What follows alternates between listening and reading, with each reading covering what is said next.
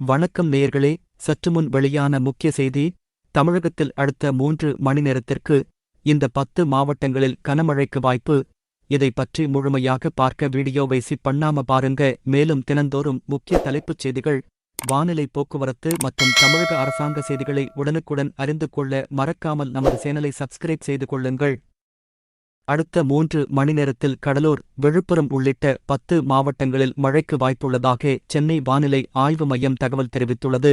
இந்தியப் பெருங்கடல் மற்றும் அதை ஒட்டிய தென்மேற்கு வங்கக்கடல் பகுதிகளில் ஒரு வளிமண்டல கீழடுக்கு சுழற்சி நிலவுகிறது.